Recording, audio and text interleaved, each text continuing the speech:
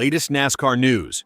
Dover just wrapped up a weekend full of controversy, and fans are going wild.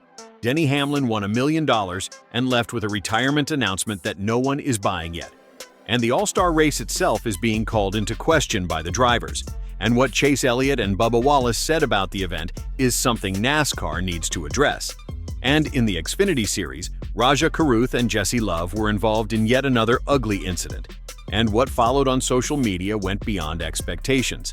3 stories, 1 weekend. Subscribe to the channel, and let's start with Hamlin.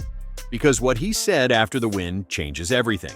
Denny Hamlin went to Dover, dominated the All-Star race, led 103 laps, held off his own teammate Chase Briscoe in the final stretch, and walked away with $1 million in his pocket. By any measure, that's a massive Sunday.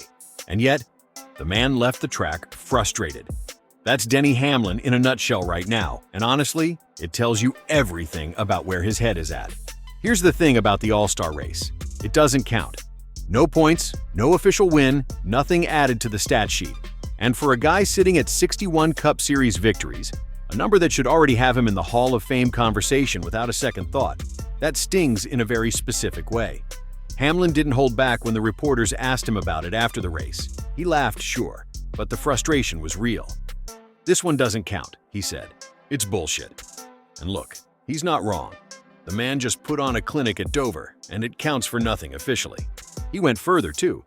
Said something that really sticks with you if you think about his career as a whole. "That's my career. All the wins that really matter don't count. It matters to the bank account or the legacy. It's cool. It'll go on your resume when they're debating whether to put you in or not. But it doesn't go on the stat sheet." That's a guy who knows exactly how history is going to judge him, and it bothers him, even when he's smiling about it. Now here's where it gets interesting.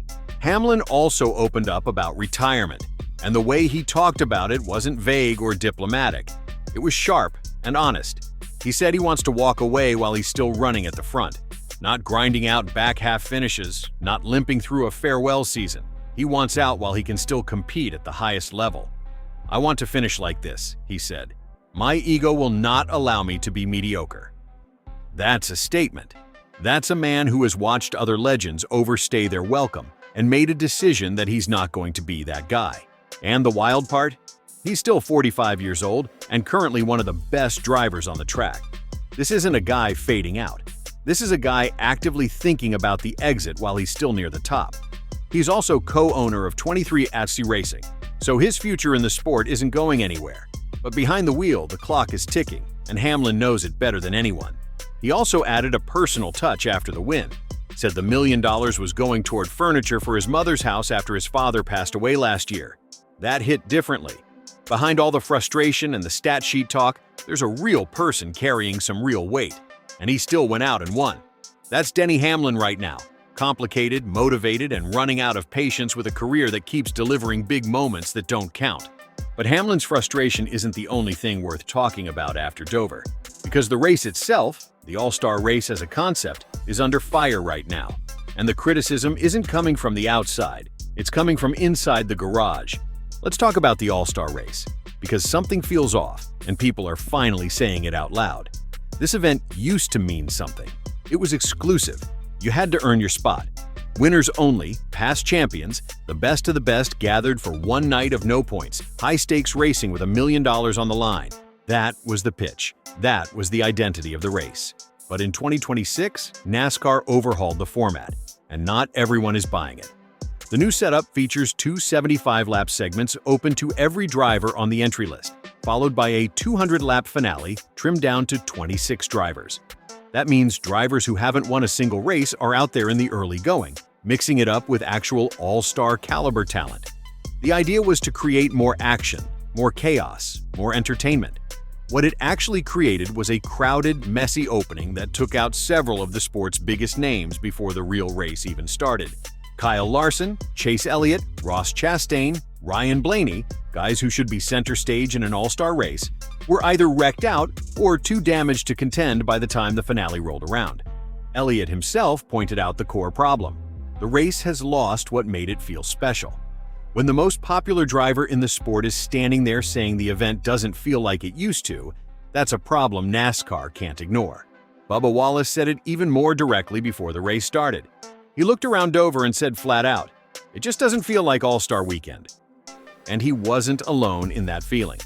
Moving the event from North Wilkesboro, where it had built real momentum over the past few years, to Dover, a track with no lights that forced a daytime race, stripped away a big chunk of the atmosphere that made the weekend electric. Dover is a great racetrack. Nobody's arguing that. But the All-Star race at night, under the lights, with that crowd energy, that's something you can't just replicate in the afternoon at a different venue. The format change on top of the venue change made it feel like a regular race weekend with a bigger check at the end.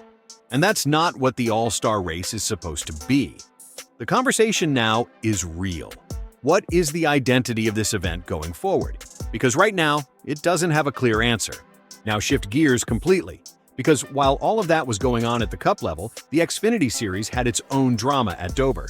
And Raja Caruth and Jesse Love made sure nobody forgot their names this weekend. If you've been following the Xfinity Series this season, you already know these two names go together. And not in a good way. Raja Caruth and Jesse Love have had multiple run-ins in 2026, and Dover added another ugly chapter to that story. Saturday's O'Reilly Auto Parts Series race at Dover had both drivers up front, fighting for the lead, exactly where you want to be. Then came a restart.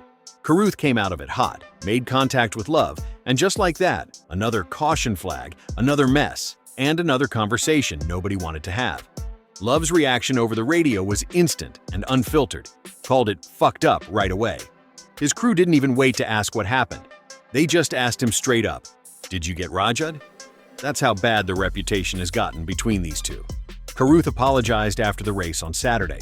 But then Sunday came, and he went back on social media and doubled down on that apology in a way that felt genuine. "Wish I could have that lap and decision back," he wrote. "Threw away a great opportunity for a strong finish for not only my team but others as well. It was amazing to fight for the lead at a track I watched many races at as a young fan. As tough as it is to make mistakes, I'm thankful for the experiences and know I have what it takes to learn from them and leap forward." That's a guy taking accountability, not deflecting. The results tell the story of how badly it went. Caruth finished 14th, Love finished 23rd. Two drivers who were fighting for the win ended up deep in the field because of one bad moment off a restart. And this wasn't the first time. Earlier this season at Rockingham, Caruth made contact with Love and sent him into the wall. Love was furious on the radio, frustrated in the garage, and the two had a direct conversation after the race. Caruth said then that he wasn't trying to wreck him. He was just trying to cross behind him and misjudged it. He planned to go talk to Love and clear the air. The problem is that when the same two drivers keep ending up in each other's way, "I didn't mean to" only goes so far. At some point, the intent doesn't matter as much as the pattern. Caruth has the talent, that's not in question. But he needs to figure out how to race clean around Love, because this rivalry is starting to define his season for all the wrong reasons. Look, Hamlin winning $1 million and still feeling empty, an all-star race losing its identity, and two young drivers who keep finding each other in the worst way. Something's got to give. Is the all-star race even worth saving at this point? Drop your answer below and subscribe right now. More NASCAR coming your way.